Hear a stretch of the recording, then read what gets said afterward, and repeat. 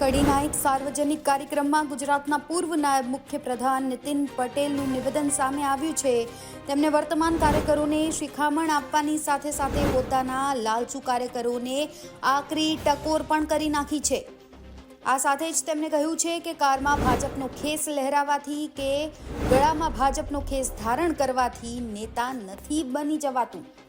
કડીમાં સહકારિતા સંમેલનમાં આ આકરું વલણ નીતિન પટેલનું જોવા મળ્યું, જેમાં તેમને નિશાન સાધ્યું છે। હાલ સોશિયલ મીડિયા પર પણ આ નિવેદન વાયરલ થઈ રહ્યું છે। મને કંઈક મુદ્દો મને જોતો મને અહીંયા બેસાડજો ને મને આ અપાવજો અને ભાઈ હજુ તરત વરસે નથી તે મહેનત નથી કરી તે પરિશ્રમ નથી કર્યો તે કોઈ જાતનો સરકારનો ભૂતકાળની કોંગ્રેસની સરકારોનો દુરાચાર કે એ સહન નથી કર્યું અને સીધા મુદ્દા ઉપર આવી જાય। પણ સહકાર એક એવી વસ્તુ છે કે સહકાર બધાને તબક્કાવાર દાખલ કરે છે। ગોરખ ધંધા કરવાના અને આગળ ગાડીમાં ભાજપનો દુપટ્ટો લગાવવાનો હવે બધાને બધી ખબર છે એટલે કોઈ હવે બહુ છેતરાતો નથી। શરૂઆતમાં લોકો છેતરાતા હતા એટલે આ સહકાર નહીં મુદ્દા માર્કેટયાર્ડ હોય કે કોઈ પણ સહકારી સંસ્થા હોય કે ગામની મંડળી હોય એકબીજાને સહયોગ આપવો પડે, એકબીજાને મદદરૂપ થવું પડે। 5, 7, 10 વર્ષથી આ સરકારને બધી જાહો જલાલી બધા જોઈને હવે સંઘર્ષ નથી રહ્યો। મેં થોડો સંઘર્ષ કર્યો તો મારા છોકરાઓ કોઈ સંઘર્ષ નહીં। બધાનો સાથ સહકાર જોઈએ। 1-2 જણાને હાથમાં રાખી 1-2 જણાને ગાડીમાં રાખી અને તમે ફર્યા કરો તો પછી એક ગાડીની મુદત પૂરી થાય એટલે વાત પૂરી થઈ જાય। નવી પેઢીને સીધું તૈયાર માલ કે તાલુકા પંચાયત કડી ભાજપ, મ્યુનિસિપાલિટી કડી ભાજપ, ધારાસભ્ય ભાજપ, સંસદ સભ્ય ભાજપ, 30 વર્ષથી ભાજપ, સરકાર 30 વર્ષથી ભાજપ, કેન્દ્રમાં મોદી સાહેબ આવી ગયા, હવે તો કેન્દ્ર સુધી ચિંતા નહીં। એટલે સંઘર્ષ કરવાની, સંઘર્ષ એટલે હું મારામારી કરવાની વાત નથી કરતો પણ સહકાર આપવાની વાત કરું છું। એ સહકાર આપવાની ભાવના એ ધીમે ધીમે બધામાં ઓછી થઈ ગઈ। એટલે બધાને અત્યારે તો શું છે આ બધા બેઠા કોઈ ના પાડે તો મને કહેજો, મારી વાતમાં કોઈ ના સંમત તો ઊભા થજો। જેવો છોકરો ભણી રહે પહેલું ભાજપનું કાર્ડ સભ્ય બની જવાનું, સભ્ય બની ખેસ નાખી દેવાનો અને પછી ચાલુ કરવાનું કે મને કંઈક મુદ્દો મને જોતો ને મને અહીંયા બેસાડજો ને મને આ અપાવજો અને ભાઈ હજુ તરત વરસે નથી તે મહેનત નથી કરી તે પરિશ્રમ નથી કર્યો તે કોઈ જાતનો સરકારનો ભૂતકાળની કોંગ્રેસની સરકારોનો દુરાચાર કે એ સહન નથી કર્યું પણ સીધા હોદ્દા ઉપર આવી જાય। આ સીધા હોદ્દા ઉપર આવવાની વાત છે ને એ બહુ અઘરી પડે છે। પણ સહકાર એક એવી વસ્તુ છે કે સહકાર બધાને તબક્કાવાર દાખલ કરે છે।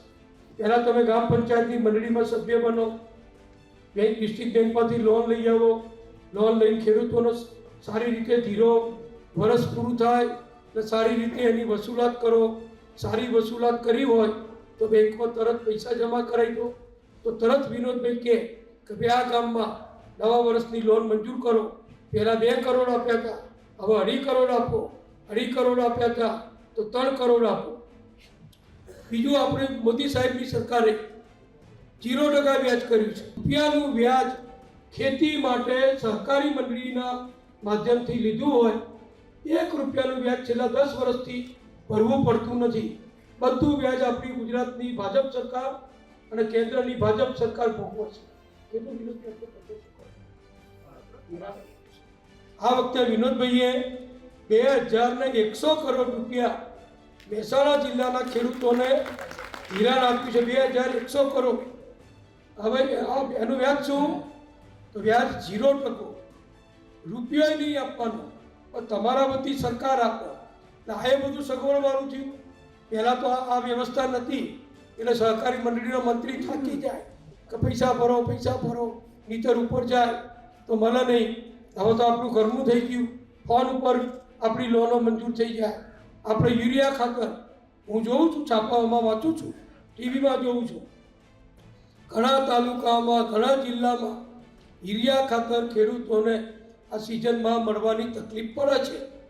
હું તમને બધાને પૂછું, કડી તાલુકાના કોઈ ખેડૂતને યુરિયા ખાતર ના મળ્યું તો મને કહો. બધાને મળી જાય છે. હું કડી માર્કેટ યાર્ડમાં જોઉં, નીચે જ આપણી દુકાન છે, ત્યાં ગાડીઓ હોય. કોઈક દાડો તકલીફ પડે ફોન કરી દઈએ ઇફકોમાં દિલીપભાઈ સંઘાણીને, ઉચકો માસોલમાં ભાઈ વિનોદભાઈને, તરત રેક આવી જાય. અને આખી રેક એટલે વેગનો એ મહેસાણા આવવાના આપણને જોઈએ એટલું યુરિયા ખાતર મળે. તો આપણા લોકો જ્યાં બેઠા છે ત્યાં કોઈને તકલીફ જ નથી. તકલીફ નથી એટલે હવે શું થયું? પેલું કહેવત છે ને આપણા બાપ દાદા વખતની, કે સુખ મેં સાંભળે સોની અને દુઃખ મેં સાંભળે રામ. હવે અત્યારે તો કોઈને રામ તો યાદ જ નથી આવતા. આ તો સારું છે મોદી સાહેબે મંદિર બનાવ્યું આપણા વિશ્વ હિન્દુ પરિષદે, તો જય રામજીને બધું બોલીએ છીએ અને ભગવાનની પ્રાર્થના કરીએ છીએ. નહીં તો બધું સુખ એટલે આપણી સરકારે સારું કર્યું, જરૂરતનું કર્યું છે, આપણને આનંદ થાય એટલું કર્યું છે, આપણા માટે કર્યું છે.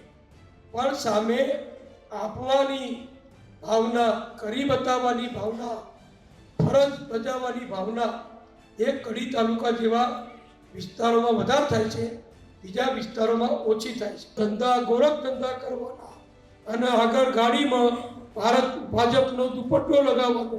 હવે બધાને બધી ખબર છે એટલે કોઈ હવે બહુ છેતરાતો નથી. શરૂઆતમાં લોકો છેતરાતા હતા. એટલે પોતાનામાં સાચું શું છે એ સહકારી ભાવના બતાવવી જોઈએ. કડી માર્કેટ યાર્ડ હોય, કડી તાલુકા સંઘ હોય, કોઈ દિવસ કોઈ નાની મોટી ફરિયાદ હોય તો તમે કહો, કદી ના હોય. 40 રૂપિયામાં આપણે રોજ 700 લોકોને જમાડીએ છીએ. સારા મહેમાનો આવે એમને હું આગ્રહ કરીને જમવા લઈ જઉં છું રસોડામાં, કે જમો જુઓ, બધા ખુશ થઈ જાય છે. બજારમાં ચાનો કપ 25 રૂપિયામાં નથી મળતો, એના બદલે આપણે પૂરી, શાક, ચણા, દાળ, ભાત જેટલું જોઈએ એટલું આપણે માર્કેટ યાર્ડમાં જમાડીએ છીએ. આ સહકાર નહીં ઉદ્ધાર. માર્કેટ યાર્ડ હોય કે કોઈ પણ સહકારી સંસ્થા હોય કે ગામની મંડળી હોય, એકબીજાને સહયોગ આપવો પડે, એકબીજાને મદદરૂપ થવું પડે, એકબીજાને ઉપયોગી થવું પડે. અને કશું ના કરો તો બીજાને નડવાનું તો કદી ના કરવું પડે. પણ હમણાં થોડા 5, 7, 10 વર્ષથી આ સરકારને બધી જાહો જલાલી બધાએ જોઈને હવે સંઘર્ષ નથી રહ્યો. મેં થોડો સંઘર્ષ કર્યો તો મારા છોકરાઓ કોઈ સંઘર્ષ નહીં. મારા બાપ દાદાએ ઘણો સંઘર્ષ કર્યો, એવા બધાય બેઠા છે. સીધા સંઘર્ષ વગર આગળ આવ્યા બહુ ઓછા લોકો છે. પણ સંઘર્ષ વખતે આપણે જે કર્યું એ પછી આપણી નવી પેઢી એટલે ઘેર છોકરાઓ નવી પેઢીમાં ગણાય, પક્ષમાં નવા કાર્યકરો નવી પેઢીમાં ગણાય, જૂના કાર્યકરોએ માર ખાધો છે, લાકડીઓ પોલીસની ખાધી છે, ટીયર ગેસના સેલ ઉપર બધાએ આંખોમાં પાણી લાવી દીધું છે. અમારા જેવા તો જેલોમાં ગયેલા છે, કેટલાય કેસ મારા ઉપર હતા. એટલે હું કંઈ રાતોરાત આ છેલ્લું ટાઇટલ દેખાય કે નાયબ મુખ્યમંત્રી, એટલે જાણે હું જન્મ્યો ભણીને બહાર નીકળ્યો એવો સીધો પક્ષે મને નાયબ મુખ્યમંત્રીમાં બેસાડી દીધો એવું નથી. 90થી માંડીને ઇવન 85થી માંડી 74થી માંડી ચીમનભાઈના નવનિર્માણ આંદોલનથી માંડી અને સંઘર્ષ કર્યો છે, માર ખાધ્યો છે, જેલોમાં ગયા છીએ અને ગભા તોડી નાખે એટલે લાકડીઓ ખાધી છે. એમ કરતાં ધીમે ધીમે આગળ વધ્યા. હવે શું થયું છે? થોડી તકલીફ થઈ છે. 2 મહેમાનોને 3 મહેમાનોને કહું, આ બધા જે આગેવાનો બેઠા છે અમારા, એ ભાજપના આગેવાનો આ જ છે, તાલુકા પંચાયતના આગેવાનો આ છે, નગરપાલિકાના આગેવાનો આ છે અને જિલ્લા પંચાયતના આગેવાનો આ છે. વિધાનસભા લડવી હોય તો આ બધા જ કામ કરે તો જ જંગી બહુમતી મળે. લોકસભા જીતવી હોય તો આ બધા કામ કરે તો જંગી બહુમતી મળે. એટલે આ વ્યક્તિઓ નથી, આ એક ગામના માતબર મત લાવી શકે, દરેક સમાજમાં નામના પ્રતિષ્ઠા ધરાવતા હોય એવા બધા વ્યક્તિઓ આજે આપણા કડી તાલુકાનું, જેને ક્રીમ કહેવાય, જે કડી તાલુકાના અગ્રણીઓ કહેવાય, એવા લોકો અહીં આવ્યા છે.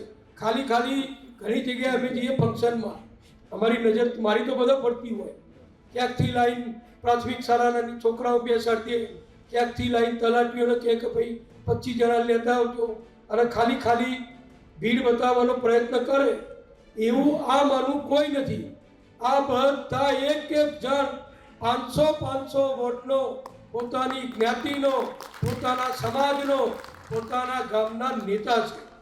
વિનોદભાઈને ડિસ્ટ્રિક્ટ બેંક જીતવી હોય તો અમની જરૂર પડે, વિધાનસભા જીતવી હોય તો તમારી બધાની જરૂર પડે, તાલુકા પંચાયત આવશે એ જીતવી હોય તો તમારી બધાની જરૂર પડે, નગરપાલિકા આવશે એ જીતવી હોય તો તમારી બધાની જરૂર પડે. એટલા માટે જ હું કાયમ દરેક સભામાં કહું છું, આજે પહેલાં કહી દઉં, મોદી સાહેબનું જે સૂત્ર છે, સૌનો સાથ, સૌનો વિકાસ, સૌનો વિશ્વાસ અને સૌનો પ્રયાસ. કોઈ એક વ્યક્તિથી કશું નથી થતું, સમજી લો.